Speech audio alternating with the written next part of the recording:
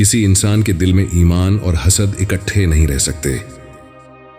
अपने आप को उस वक्त तक इंसान न समझो जब तक तुम्हारी राय तुम्हारे गुस्से के ज़ेरे असर हो। अगर इंसान को सोने की 2 वादियां भी मिल जाएं, तो वो तीसरी की तमन्ना करेगा। इंसान के पेट को कब्र की मट्टी ही भर सकती है। इंसान बूढ़ा हो जाता है, मगर 2 चीजें जवान रहती हैं, लालच और दौलत की मोहब्बत। इंसान की निजात दीन में है और हलाकत दीन की मुखालफत में। हर इंसान अपनी नजर में खुद को दुरुस्त समझता है, मगर अल्लाह दिलों को तौलता है। शरीफ इंसान वो है जो कमजोर के सामने खुद को पीछे कर ले।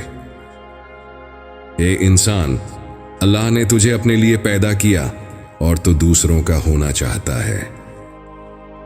इंसान का सबसे बड़ा दुश्मन उसका पेट है और दूसरा दुश्मन उसका नफ्स। इंसान के पास एक कुव्वत है जो मुस्तकबिल में झांक सकती है जब दिल पाक और दिमाग आजाद हो।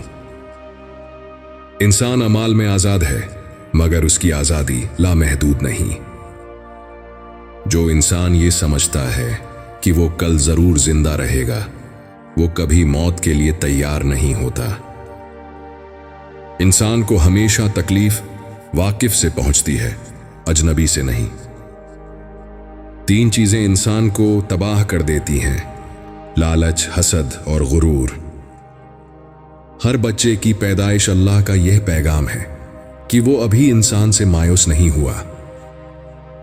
बेहतरीन इंसान वो है जो खुशी में शुक्र अदा करे और मुसीबत में सब्र अख्तियार करे। इंसान हो तो ऐसे अमल करो जिससे इंसानियत का दामन पाक रहे। जब दिल नेक हो जाता है तो इंसान का हर अमल नेक हो जाता है। अगर इंसान के दिल में न दीन का जज्बा हो, न रिज़्क हलाल कमाने की ख्वाहिश, न अमल की तड़प, तो उसकी जिंदगी बेमकसद है। जिंदगी का असल मतलब कोशिश, ईमान और शऊर है।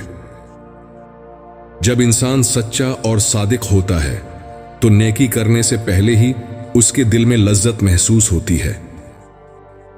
नेकी की असल खुशी नियत की सच्चाई में छुपी है। सबसे खुश इंसान वो है जो न दौलत का गुलाम है, न जमीनो जायदाद का। इंसान को चाहिए कि सांस लेने और छोड़ने दोनों हालतों में अल्लाह को याद रखे। अल्लाह और इंसान के दरमियान सिर्फ एक रुकावट है, नफ्स। जो अपने नफ्स पर काबू पा लेता है वो अपने रब को पा लेता है। वो इंसान कितना कम नजर है जो महबूब हकीकी के सिवा किसी और को देखता है। तमाम मखलूकात में सबसे ज्यादा मोहताज इंसान है। वो हर लम्हा रब के करम, रिज़्क, सेहत और हदायत का मोहताज रहता है। गौर व फिक्र इंसान के लिए आईना है जिसमें वो अपनी खूबियां और कमजोरियां पहचानता है।